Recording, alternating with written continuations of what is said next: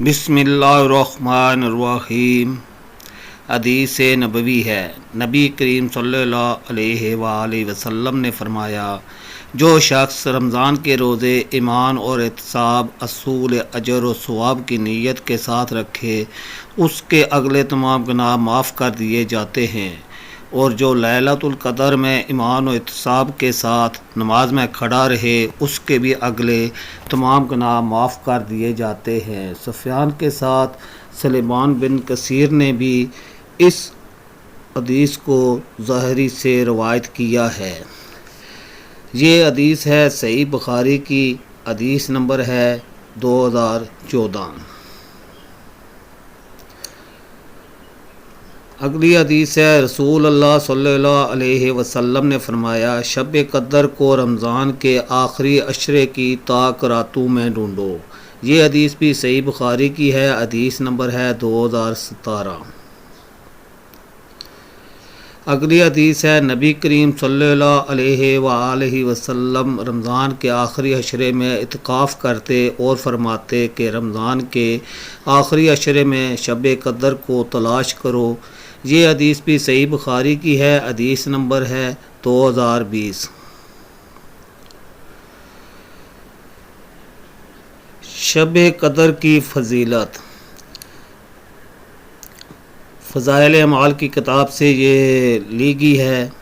رمضان المبارک کی راتوں میں سے ایک رات شب قدر کہلاتی ہے، جو بہت ہی برکت اور خیر والی رات ہے۔ قرآن پاک میں اس کو 1000 مہینوں سے افضل بتلایا ہے۔ 1000 مہینے کے 83 برس 4 ماہ ہوتے ہیں۔ خوش نصیب ہے وہ شخص جس کو اس رات کی عبادت نصیب ہو جائے کہ جو شخص اس ایک رات کو عبادت میں گزار دے، اس نے گویا 83 برس 4 ماہ سے زیادہ زمانے کو عبادت میں گزار دیا، اور اس زیادتی کا حال معلوم نہیں کہ 1000 مہینے سے کتنے ماہ زیادہ افضل ہے۔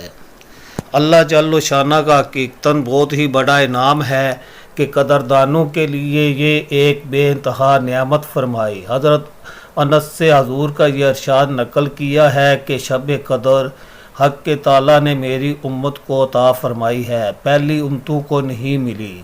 اس بارے میں مختلف روایات ہیں کہ اس انعام کا سبب کیا ہوا۔ بعض حدیث میں ورد ہوا ہے کہ نبی کریم صلی اللہ علیہ وسلم نے پہلی امتوں کی عمروں کو دیکھا کہ بہت زیادہ ہوئی ہے، اور آپ کی امت کی عمریں بہت تھوڑی ہیں۔ اگر وہ نیک اعمال میں ان کی برابری بھی کرنا چاہیں تو ناممکن ہے۔ اس لیے اللہ کے لاڈلے نبی کو رنج ہوا، اس کی تلافی میں یہ رات عطا ہوئی کہ اگر کوئی کسی خوش نصیب کو 10 راتیں بھی نصیب ہو جائیں اور ان کو عبادت میں گزار دے تو گویا 833 برس 4 ماہ سے بھی زیادہ زمانہ کامل عبادت میں گزر دیا۔ بعض روایات سے معلوم ہوتا ہے کہ نبی کریم صلی اللہ علیہ وسلم نے بنی اسرائیل کے ایک شخص کا ذکر فرمایا کہ 1000 مہینے تک اللہ کے راستے میں جہاد کرتا رہا۔ صحابہ کو اس پر رشک آیا تو اللہ جل جلالہ نے اس کی تلافی کے لیے اس رات کا نزول فرمایا۔ ایک روایت میں ہے کہ نبی کریم صلی اللہ علیہ وسلم نے بنی اسرائیل کے 4 حضرات کا ذکر فرمایا، حضرت ایوب، حضرت زکریا، حضرت عزاکیل، حضرت یوشع، کہ 80 برس تک اللہ کی عبادت میں مشغول رہے اور پل چپکنے کے برابر بھی اللہ کی نافرمانی نہیں کی۔ اس پر صحابہ کرام کو حریت ہوئی تو حضرت جبرائیل علیہ السلام حاضر خدمت ہوئے اور سورۃ القدر سنائی۔ اس کے علاوہ اور بھی روایات ہیں۔ اس قسم کے اختلاف روایات کی اکثر وجہ یہ ہوتی ہے کہ ایک ہی زمانہ میں جب مختلف واقعات کے بعد کوئی آیت نازل ہوتی ہے تو ہر واقعے کی طرف نسبت ہو سکتی ہے۔ بہرحال اسباب نزول جو بھی کچھ ہوا ہو، لیکن امت محمدیہ کے لیے یہ اللہ جل شانہ کا بہت ہی بڑا انعام ہے۔ یہ رات بھی اللہ ہی کا عطیہ ہے اور اس میں عمل بھی اسی کی توفیق سے میسر ہوتا ہے۔ کس قدر قابل رشک ہیں وہ مشائخ جو فرماتے ہیں کہ بلوغ کے بعد سے مجھ سے شب قدر کی عبادت کبھی فوت نہیں ہوئی۔ البتہ اس رات کی تعین میں علماء امت کے درمیان میں بہت ہی کچھ اختلاف ہے، تقریباً 50 کے قریب اقوال ہیں، سب کا احاطہ دشوار ہے، البتہ مشہور اقوال کا ذکر عنقریب آنے والا ہے۔ کتب حدیث میں اس رات کی فضیلت مختلف انواع اور متحدہ روایات سے معلوم ہوئی ہے، جن میں سے بعض کا ذکر آتا ہے، مگر چونکہ اس رات کی فضیلت خود قرآن پاک میں بھی موجود ہے اور مستقبل ایک صورت اس کے بارے میں نازل ہوئی ہے، اس لیے مناسب ہے کہ اول میں اس سورہ شریف کی تفسیر لکھ دی جائے۔ حضرت اقدس حضرت مولانا اشرف علی صاحب تھانوی کی تفسیر بیان القرآن سے ماخوذ ہے۔ بے شک ہم نے قرآن پاک کو شب قدر میں اتارا ہے، یعنی قرآن پاک لوح محفوظ سے آسمان سے زمین پر اسی رات میں اترا ہے، اور یہی ایک عبادت اس رات کی فضیلت کے لیے کافی تھی کہ قرآن پاک جیسی عظمت والی کتاب اس میں نازل ہوئی۔ چنانچہ اس میں اور بھی بہت سی برکات و فضائل شامل ہوں گے۔ آگے زیادتی شوق کے لیے ارشاد فرماتے ہیں، آپ کو کچھ معلوم بھی ہے کہ شب قدر کیسی بڑی چیز ہے، یعنی اس رات کی بڑائی و فضیلت کا آپ کو علم بھی ہے کہ کتنی خوبیوں اور کس قدر فضائل اس میں ہیں۔ اس کے بعد چند فضائل کا ذکر فرماتے ہیں۔ شب قدر 1000 مہینوں سے بہتر ہے، یعنی 1000 مہینے تک عبادت کرنے کا جس قدر ثواب ہے، اس سے زیادہ شب قدر میں عبادت کرنے کا ثواب ہے۔ اس زیادتی کا علم بھی نہیں کہ کتنی زیادہ ہے۔ اس رات میں فرشتے اترتے ہیں، اس رات میں روح القدس یعنی حضرت جبرائیل علیہ السلام بھی نازل ہوتے ہیں۔ روح کے معنی میں مفسرین کے چند قول ہیں، جمہور کا یہی قول ہے جو اوپر لکھا گیا ہے، اس میں حضرت جبرائیل علیہ السلام مراد ہے۔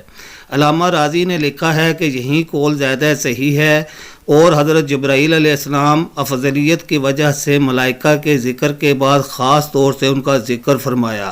بعض کا قول ہے کہ روح سے مراد ایک بہت بڑا فرشتہ ہے کہ تمام آسمان و زمین اس کے سامنے ایک لقمے کے بقدر ہے۔ بعضوں کا قول ہے کہ اس سے مراد فرشتوں کی ایک مخصوص جماعت ہے، جو اور فرشتوں کو بھی صرف لیلۃ القدر ہی میں نظر آتے ہیں۔ چوتھا قول یہ ہے کہ اللہ کی کوئی مخصوص مخلوق ہے جو کھاتے پیتے ہیں مگر نہ فرشتے ہیں نہ انسان۔ پانچواں یہ کہ حضرت عیسیٰ علیہ السلام مراد ہیں، جو امت محمدیہ کے کارنامے دیکھنے کے لیے ملائکہ کے ساتھ اترتے ہیں۔ چھٹا قول یہ ہے کہ اللہ تعالیٰ کی خاص نعمت ہے، یعنی اس رات میں ملائکہ نازل ہوتے ہیں اور ان کے بعد میری رحمت خاص نازل ہوتی ہے۔ ان کے علاوہ اور بھی چند اقوال ہیں، مگر مشہور قول پہلا ہی ہے۔ نبی کریم صلی اللہ علیہ وسلم کا ارشاد ہے کہ شب قدر میں حضرت جبرائیل علیہ السلام فرشتوں کے ایک گروہ کے ساتھ اترتے ہیں، اور جس شخص کو ذکر وغیرہ میں مشغول دیکھتے ہیں اس کے لیے رحمت کی دعا کرتے ہیں۔ اپنے پروردگار کے حکم سے ہر امر خیر کو لے کر زمین کی طرف اترتے ہیں۔ مظاہر حق میں لکھا ہے کہ اسی رات میں جنت میں درخت لگائے گئے، اور دعا وغیرہ کا قبول ہونا تو بکثرت روایات میں ورد ہے۔ در منشور کی ایک روایت میں ہے کہ اسی رات میں حضرت عیسیٰ علیہ السلام آسمان پر اٹھائے گئے، اور اسی رات بنی اسرائیل کی توبہ قبول ہوئی۔ وہ رات سراپا سلام ہے، یعنی تمام رات ملائکہ کی طرف سے مومنین پر سلام ہوتا رہتا ہے کہ ایک فوج جاتی ہے تو دوسری آتی ہے۔ اللہ تعالی ہم سب کو اپنے حفظ و امان میں رکھے، آمین۔ چینل کو سبسکرائب کریں، ویڈیو کو لائک